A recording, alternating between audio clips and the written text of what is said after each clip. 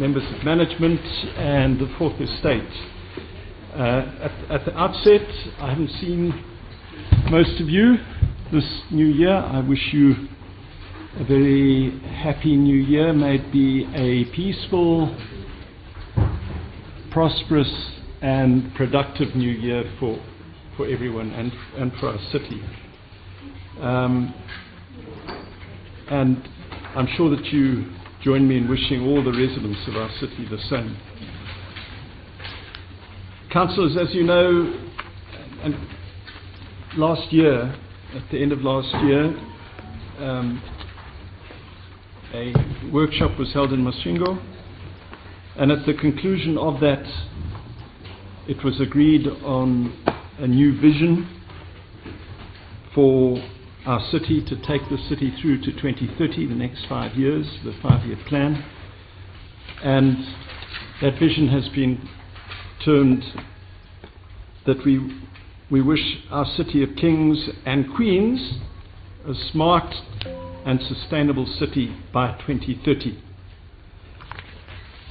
As we all know, it's very easy to say these things, to come up with slogans. It's another thing entirely to actually put that into practice and to deliver on that. And the reality of the last slogan, if you remember, smart and transformative city, was that in many respects, if we're honest with ourselves, the city was not smart and transformative, with residents facing water shortages, the roads being in worse condition. And so that is now our challenge, because we've got no one else to blame but ourselves as we move into this new era. It means that we have to integrate new technologies into our governance systems.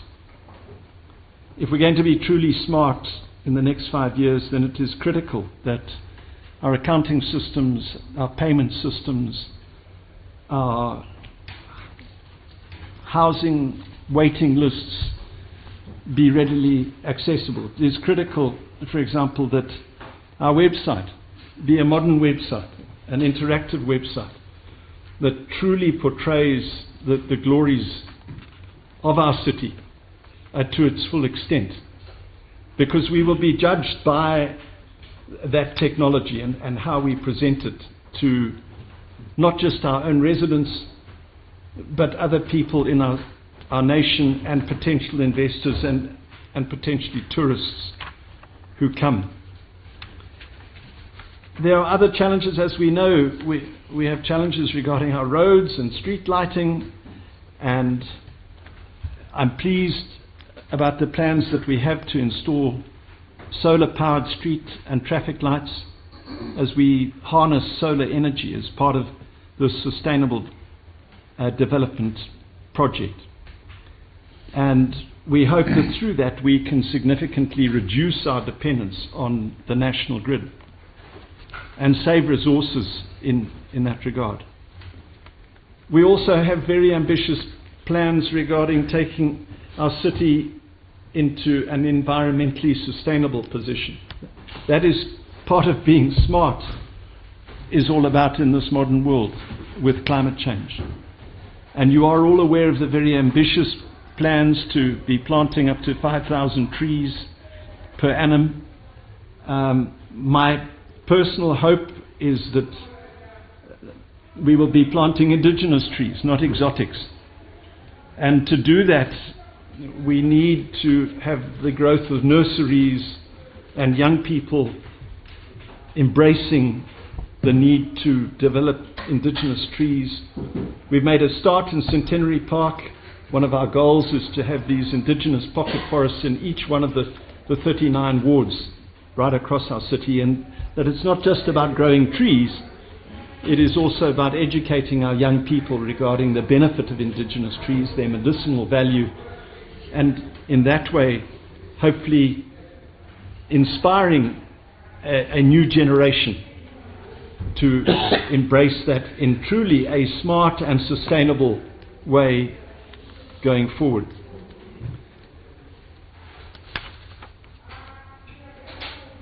As I said just now, one of the dangers of having slogans and catch-all phrases, and even one of the dangers of having long-term development plans like this, is that we lose sight of the very definite and specific goals that we need to achieve every year.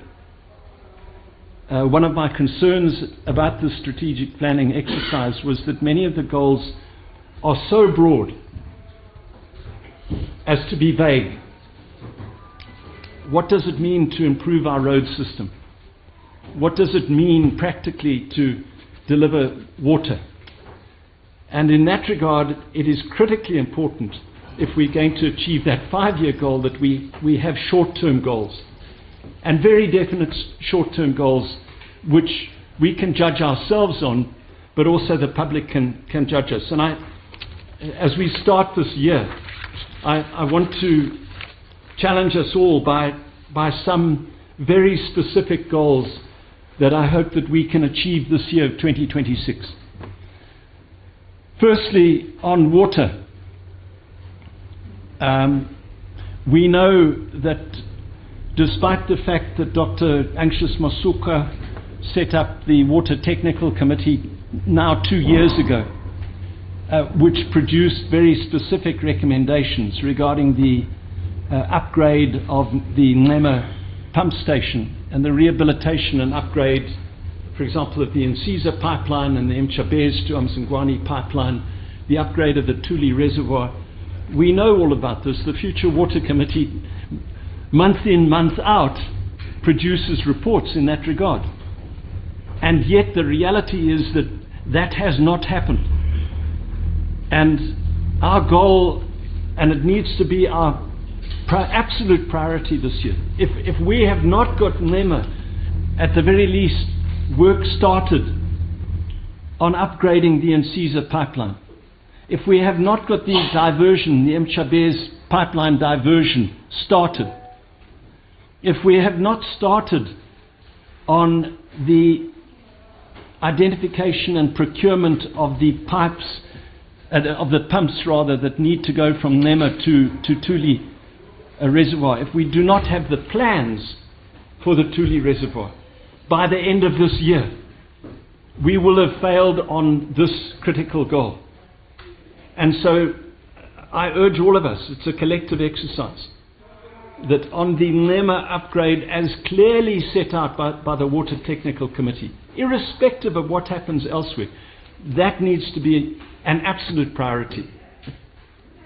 And if we have not achieved meaningful progress on that by the end of this year, we will have failed. Tied to water is the perennial issue of Glass Block Dam. You know our collective frustrations. Having gone to the African Investment Forum in Morocco in December 2024, we have spent an entire year arguing about clauses in legal contracts, and the reality is that that project is no further forward. We will be judged harshly by future generations if we do not have work started on Glass Block by the end of this year. It needs to be a very specific goal, in my view. We're not going to complete it, but if we don't have work out of Glass Block with contractors actually building that dam by the end of this year, we will have failed. Let me touch on Gwashangani in that regard, and I need to restate this for ourselves and for the benefit of the Fourth Estate and those who are watching today. We are grateful to government for the work done on Gwashangani. I personally am very grateful for the statement recently made by the Minister of Finance, allocating 200 million ZIG to the finalization of the Gwashangani Dam. And that is wonderful. But the reality is that the pipeline is the bigger engineering project. The pipeline is going to cost at least $400 million US dollars, not ZiG, US dollars. And last year, $2.5 million US dollars was allocated by government to the pipeline. Do the maths. Divide 400 by 2.5, you will see that at that rate, it's going to take decades to get Guashangani actually delivering water to our city. So we urge government, we're very grateful to government for Guashangani, we urge an increase in the amount of money allocated to Guashangani, but in the interim, we look forward to an integrated work program working closely with government to complete Glass Block Dam. Turning to sanitation, as we all know, there is a waste management tender process which is currently going through. A variety of companies have put in their tenders for that tender process. It is critical in the course of this year that we get that underway, that we make a start by the allocation of contracts in that regard, so that we can start dealing with this perennial problem of what is going on at Ngozi Mine, which, as I've said time and time before, is a real wound in our side. It is a disgrace that that situation continues. Tied into sanitation is, of course, the issue of vendors. Egodini has been floundering. That is the reality of the last few years. We are told that Egodini is now on track again. We need to see meaningful progress in Egodini. And likewise with Bacta. We need to see work progressing on Bacta. There are many other issues that we as councillors, I'm sure, each of us know the concerns that we have, for example, regarding the ward retention fund. And the fact that very few of us have managed to spend our ward retention funds. I hope by the end of this year, every single one of the 39 wards, 29 wards, will see the ward retention fund actually implemented. That needs to be a tangible goal that we all together, with management, aim for.